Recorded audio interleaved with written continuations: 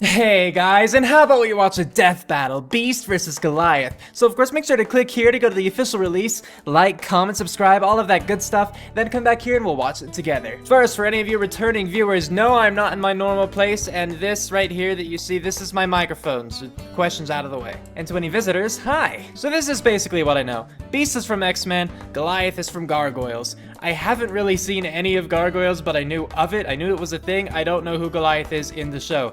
Beast, meanwhile, is like, he's super strong and acrobatic and that kind of thing from, you know, again, the X-Men, he's a mutant.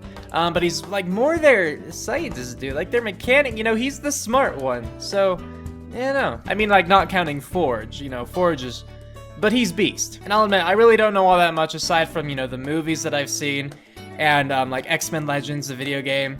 So, no, I don't really know Beast. However, from what I do know of Beast and from what I've heard talking to a few people about Goliath, I'm thinking that Goliath is actually going to win this one. It seems to me like he has the upper hand, and I'll talk about this more after we watch the analyses, because, you know, I don't want to make any, like, firm statements here, but it just sounds like Goliath has this one. So even though I know Beast better, and therefore like him more currently, just because I don't know Goliath at all, you know, totally going to give Goliath a chance. We're going to watch these analyses, we're going to learn a lot, and hopefully we'll be able to come up with a, you know, correct prediction. So, yes, with that said, let's get to watching. Here we go, guys. Beast versus Goliath, and go. Some of the greatest heroes of all are shunned by the very people they continue to protect. It's very true. Basically the worst deal ever. Like Beast, the blue genius of the X-Men. That's right. And Goliath, the gargoyle who gives new meaning to the phrase tough as stone. He's whiz and Okay. I'm Oh, Boomstick. right, gargoyle It's our stuff. job to analyze their weapons, Like armor, stone. and skills to find out who would win a death battle. Woo! I'm ready for this. Okay. Mutation, the key to evolution. That's The sciencey. process is slow, normally taking thousands of years. But every few hundred millennia, evolution leaps forward. If that means we're all eventually gonna transform into blue hairy monkey men, count me out. Not everyone Feared looks by like most that. normal people, mutants generally begin to show signs of their uniqueness around puberty. That's right. Not so I know for that Hank much. McCoy. Yeah, the Oh. instant he popped out, it was pretty clear that something was different about him. Namely the giant monkey hands and feet. Oh. Whew, that must have been rough on the way out. He better give dear old mom double the presents on Mother's Day. Though Hank successfully hid his mutation from the world throughout his adolescent life, he was eventually discovered and shunned. Constantly harassed and eventually kicked out of his own school, he was left to wallow in loneliness. What do you mean by his own school? Like Good when old he Leo found it? showed up and offered him a place on the mutant group known as the X-Men. Hank took on the nickname that was previously used to degrade him and transformed it into something new. His Good. code name, the Beast. And then he became blue, somehow. I only know again according to the movies with the whole Mystique bit. As an X-Man, Beast became an integral member of this uncanny team. His superhuman strength, speed, and durability let him go toe-to-toe with baddies like the immovable Blob and Kraven the Oh, Hunter. Blob. But Beast was a genius, like yours truly, and quickly completed his doctoral studies. Eventually leaving the X-Men, he became a leading researcher in mutant genetics. I didn't know he actually Desperate left. to cure the mutant phenomenon, Oh, Beast developed okay. a serum which he theorized would temporarily counteract the mutated genes in his body. Except it kind of did the opposite. Poor guy, now he truly was a beast. This transformation wasn't all bad, though. Just wondering, how is that the Beast could opposite, now though? lift over 10 tons, run over 40 10 miles tons, per hour, jeez. and jump over 25 feet in the air.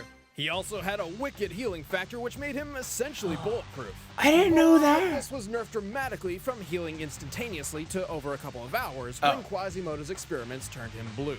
For a scientific genius, he never did quite figure out how to turn back to his old self. I mean, he's been able to turn into a Catman, a Horseman, Blue Kelsey Grammer, and even Sasquatch. Somehow, he always ends up as his classic Blue Ape self. Oh well. Now unable to hide in plain sight, Beast had little choice but to return to the X-Men as a teacher and a leader. That makes sense. As my Gotcha. research makes evident, it is possible to enhance the intelligence of mollusca cephalopoda, such as the squid, to the same level as that of the average Oh, human. mollusks. Gotcha. Even a little above average. I'm afraid I must leave early, so I'll hand you over to my new teaching assistant, Mr. Cephalopod. Hold on, everyone. Now, where were we? I asked the neurological aspects of cognitive intelligence. Were there any questions?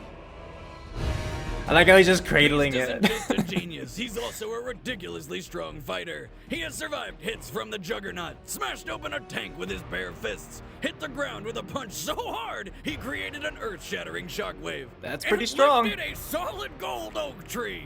A cubic foot of gold. I'm not sure it's oak then, but but comparing the diameter of the tree to Hank's height, it's reasonable to believe that this golden tree weighs at least 60 tons. Or a 60 shit ton, tons. to be precise. Despite his athletic skill and enormous strength, Beast is a pacifist, preferring diplomacy over fisticuffs.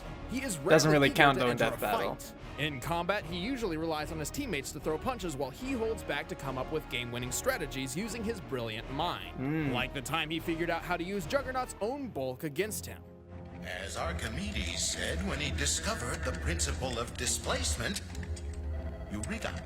oh. But when he gets angry, he'll enter a rage which makes him so uncontrollably fierce, he's a danger even to his closest friends. So he's like the Hulk. Literally unleashing the beast within. Beast's monstrous appearance remained a permanent part of his life. Aw. He was never truly accepted by society, and even had to leave the woman he loved for fear she would become a target of mutant haters. But if he could have his way, he would spend his days hanging from the ceiling with a nice cup of tea reading Shakespeare. But we don't always get what we want, so he'll have to settle for kicking ass. At least he's good at Heart it. averted feet and many a tear in our opposite path to persevere. A minor poet for a minor obstacle. I mean, yeah, I could have even figured that one out. 1,000 Goliath. years ago, superstition and the sword ruled. It was a time of darkness. It was a world of fear. It was the age of gargoyles. And badass cartoon intros. Stone by day, warriors by night, gargoyles used to be common throughout the world. Like the stone statues they inspired, gargoyles were known as protectors. Guarding their home and those inside was always their top priority. Okay, It's so they not are the every good day guys. Your garden statue is also your top-billed bodyguard. Otherwise, I'd have a shitload more lawn gnomes. In the year 994 AD, a clan of gargoyles formed a symbiotic relationship with the humans of a Scottish castle. Oh. Using their superhuman strength, keen senses, and warrior spirit, the gargoyles defended the castle from invaders at night. In return, their human allies would watch over them during the day when they are While they most were vulnerable, stone. as gargoyles turn to solid stone in daylight. The gargoyles were led by Goliath, a creature with a voice The so leader, sexy ooh. it makes humans turn to stone. If you know what I'm saying. You are trespassing. Gotcha. Unfortunately, due to their beastly appearance, Goliath's clan eventually faced unjust prejudice from the very humans under their protection. Of course, We are right? most seriously displeased to allow beasts in the dining hall. These are unnatural creatures. No good can come from associating with them. If that wasn't Oh, bad humans. enough, Goliath was betrayed by his closest human friend, causing nearly his entire clan to be smashed to bits. Then the few that did survive were magically sealed in stone forever by a misinformed wizard. Talk about a shitty Monday. Sealed in stone forever, or until one very specific, seemingly Okay. impossible criteria was met. What? Terms of the spell were that they would sleep until the castle rises above the clouds. And when he says above the clouds, he means it literally. So, stone they remained for 1,000 years until in 1994. But it was like really A foggy? billionaire with a name that sounds like an antidepressant just happened to be crazy enough to try something. What? Xanatos moved every last stone of the ancient castle to the top of his New York skyscraper, which happened to poke above the clouds. Of The cost course. of which must have been Of course. astronomical. Disappoint me. Who would do that? No one would do that. Unless he was specifically trying to actually, like, bring them back. Then I could see that. If it was just like, I want a castle, then no. That's weird.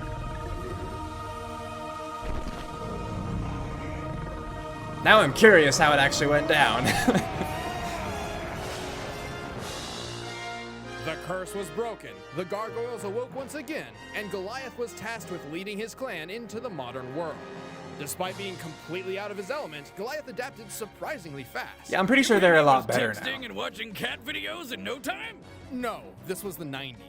Oh, so he wore crazy colored clothing and used nonsensical description words like bodacious, radical.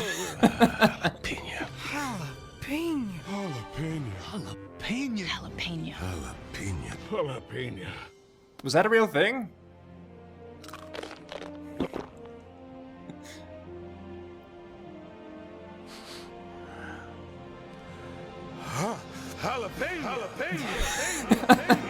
I kind of just wanted to be like, what's this? You know? Damn it.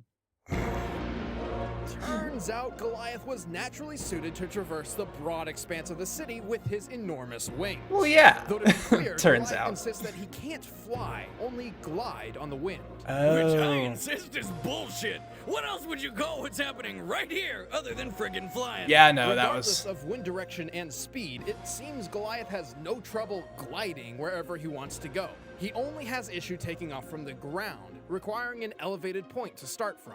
Okay. Good thing he can scale giant skyscrapers from ground level without breaking a sweat. Goliath is strong enough to lift a car, create a small earthquake, and tear through steel with his bare claws. Only lift a like car? It was wet paper. He's fast enough to Ooh, keep pace with ooh, that was foes who bad. use rocket-powered flight, and he's tough enough to survive a fall over 100 feet. He was even able to keep gliding after being shot by a Nazi plane's machine gun while fighting in World War II. He traveled pretty through good. time. It was weird. Goliath may look like a brutal monster, and he certainly can be when he goes into a rage. However, he's actually rather clever and wise. He was able to outsmart Oberon, who is practically an all-powerful magical god. And when Goliath's not leading his clan into battle or struggling to have a relationship with a human detective, Boundaries! he's usually holed up in his castle's library reading. I want to know Wise more about and his strength. powerful, Goliath is a true force of nature. For 12 hours of the day. Right, the other 12, he's a motionless stone statue. Right. Making him a pretty easy target. Even when he's awake, Goliath often puts himself in danger for the sake of others, regardless of the risk. Oh. Hey, he's managed to survive for over 1,000 years, and believe me when I say, you do not want to be on this gargoyle's bad side. My name is Goliath, and I belong to no one. Stop whining. A gargoyle doesn't whine. He roars! Oh. It's a lot better. Dang it. I didn't get the info that I wanted. Bets are set. Let's end this debate once and for all. It's time for a death battle! And pause. All right, talking about this one. It's difficult. Okay, because like, I still think that Goliath is going to win, but I feel like that's just me being biased right now because I can't think of a ton of reasons why I think, that he's gonna win. Because like, I specifically recall them saying Beast lifted about 60 tons, which, more specifically was a ton. And with Goliath, they just said, strong enough to lift a car. Well, yeah, but that's not exactly 60 tons, Not quite. And then, they did say he could punch and create a small earthquake, and Beast on the other end could punch the ground and create a small... I thought that it was less than an earthquake, so maybe that was them equating their strength or something. Beast, from what I saw, seemed a lot more athletic, like agile, there we go, a lot more agile. Well, but Goliath can fly, or glide, but essentially fly. But I don't know how much chance I'll have to actually get up high, and I don't think that them, okay. They said that Goliath often puts himself at risk for anyone, just when it's probably not a good thing to do. I don't think that'll really come into play here, considering Beast is also a good guy. He's the softie, he's the pacifist, he doesn't want to put people in trouble either, or in danger. And I don't think that he will just to win. They're both smart. It seems to me like they played up Beast to be smarter, but...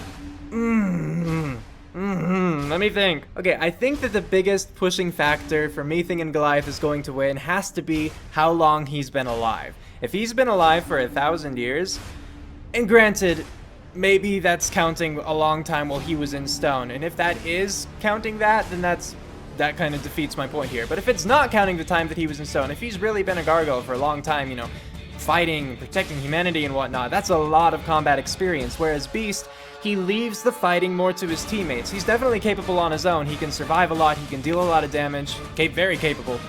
But Goliath is actually the leader of the gargoyles. He's the leader. So he has a lot of experience. He knows how to direct people if need be. They're both smart, both strong. They can both stand a lot. I'm going to say Goliath is going to win this one. If I'm wrong, can't wait to see how Beast does it. All right, play. A sun, that's... Oh, wait. Is the sun setting? Oh, no, he's stone right now.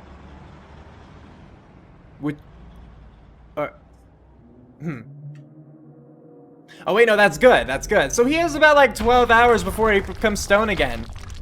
I was thinking, you know, like, it would be bad, too, if they made Beast, like, wait for him to turn back to stone and then just destroy him then. But 12 hours, he can't do that, can he? No, that's weird.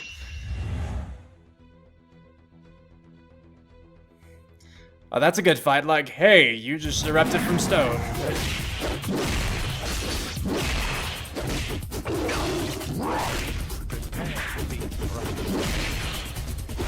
Come on, Goliath. I want to see you win this one.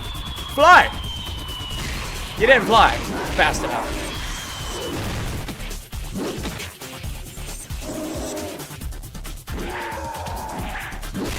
He's fast.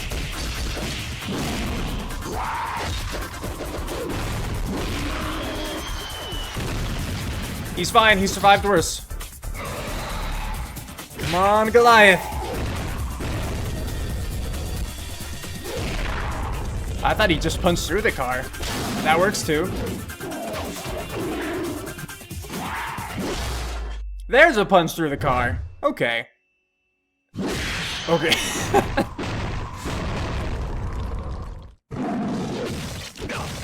Oh, ow, that's bloody! It's already the end, though. That would be way too fast. Is it already the end? So it is. That was really fast. Beast and Goliath were pretty even in terms of strength and speed, making this more so a battle of wit and experience. Ha! Beast was always a team player, preferring not to fight directly unless absolutely necessary. And since Goliath spent decades defending his ancient castle in New York from Vikings, thugs, magic beings, and ghosts, his combat experience trumped Beast's. Also, be careful not to misinterpret Beast's golden tree feat. While it might sound far more impressive than anything Goliath has done, Beast did not actually lift the whole 60-plus ton tree off the ground. Well, you didn't say that. His usual feats. Hey, one time Goliath got nailed in the back by an anti-aircraft round. That's right, Goliath got shot by a gun designed to destroy airplanes, got back up and dropped a radio tower on the fools that tried. You know, as you do. Beast didn't wait until sunrise for an advantage for two reasons. One, he didn't know what would happen because gargoyles in his universe don't share the stone by day rule. Oh. And second, Beast isn't tough enough to stand against Goliath for 12 hours straight. Finally, Beast has fought somebody similar to Goliath named the Griffin, and only survived the fight due to his fellow X-Men Angel's help. In the end, Beast just didn't have the heart to keep up with the gargoyle. The winner is Goliath. Right, claps for Goliath. Good job, Goliath. Next time on Death Battle. Waiting to see if I know these people. Is that Snake? Is that Solid Snake? It is Snake! Ah! I've never played the games, I just know the ringing. But I thought he was mostly like a stealth character. It's showtime. But who are you fighting? Hey guys, thanks for watching. I'm Ben, I play Wiz. Hi Ben. I'm Chad and I play Boomstick. Hey Chad. And next time on Death Battle, Solid Snake. We've had Snake requested over and over and over again for years, and actually a few different possible matchups. But if you guys want to see who he's fighting, make sure you go follow us on our social media. There's @ScrewAttack on Twitter. Okay. Facebook.com/official SA. I can appreciate that. His combatant very soon. But in the meantime, be sure to check out the latest Game Over Thinker and the latest Desk of Death Battle, which is all about how Tony Stark's brain tumor once saved the world. It's absolutely ridiculous. You need to watch it. Thank you guys so much for watching Death Battle. We hope you enjoyed the episode. If you did, make sure you click like, subscribe, and tell your friends about it. Got that, guys? We'll Like, see you guys subscribe, next all that time. good stuff. Later. Okay, cool. Well, there was the death battle, and now it is time to talk about it. First, I want to say that the whole thing with Beast and the Golden Tree, a little bit cheap, guys. Come on, guys. Guys, you can't pull something like that. Just give us a statistic of like 60 tons and then say, but wait, that's not really the strength of Beast. No, because that was throwing me off big time. But I am happy with this battle. I'm glad that I was... As always, when I'm right, I'm glad that I'm right. Especially when I give specific bits that are key to being right. Like, the big factor for me was Goliath being the leader, having more experience, and Beast being more of the team player. And that's what they talked about. So yes, I'm perfectly happy with that. I am. While I liked the animation of this battle, as obviously, I thought it was really, really short. Maybe it actually wasn't. Maybe it just felt short to me because, I don't know, I was waiting for something in particular, or Well, I don't know, but it seems so short. And there have been other really short battles in the past that didn't seem super short to me. Like, I think Batman versus Captain America was another one that people call really short. Or Yoshi versus Riptor, I think, was another. And at the time, at least, they didn't seem short to me. Maybe if I went back and watched them now, they would. But this one, I don't know. So I didn't think the animation was lacking in what it had, but I felt like it could have had more and been totally fine. You know, maybe it was just because they kind of already showed off, you know, the animator. They kind of already showed off everything that could have been shown off with the two characters, and they just decided, well, you know, might as well not drag this on. Let's just tear his heart out. But if there was more that could have been shown, I think I would have appreciated more, or at least... Well, here's the thing. I think so far out of all the death battles, the one that was drawn out the most was Goomba versus Koopa, or again, Koopa versus Goomba. I don't remember how the title was. I think that was the most drawn out death battle. I like the death battle, but I thought that the animation itself was a little much, because we already kind of like... They used everything that they could with Goomba and Koopa. Like, there was really nothing more that they could have done to make that fight more interesting, and it just kind of went on a little bit long for my taste. This, on the other hand, it was a little short, and even if they had already shown everything that Beast and Goliath could do, I think that I could have stood a little bit more of anticipation, you know, of build-up. Like, sure, Beast couldn't survive for 12 hours, I definitely agree with that, but... he probably could have survived longer than 30 seconds. Not that the death battle was 30 seconds long. I'm sure it was longer than 30 seconds. That's an exaggeration. For what it's worth, I did enjoy this death battle. My favorite part of it was the analyses, just as a whole, you know. I like learning about the characters and not knowing too much about not knowing anything about Goliath. It was awesome learning about him. Learning more about Beast was really cool, you know, having not read any of the comics or anything. So I did enjoy this. As for the next time, I've never played any of the Solid Snake, you know, the Metal Gear Solid games, so I don't know Snake all that much, at all. I recognized the ring before I showed anything, but that's really just because of Brawl, you know? So, yeah. I don't really know what Snake is good at. I thought stealth, but maybe not. And I don't know who would be a good opponent for him.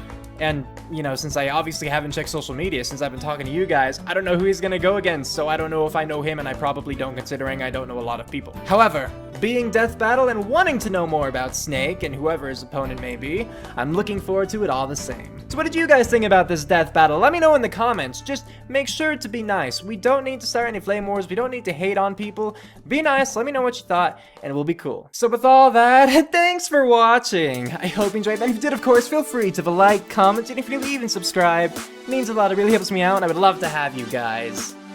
So, until next time for my next video. And until then, take care. Cue outro, go!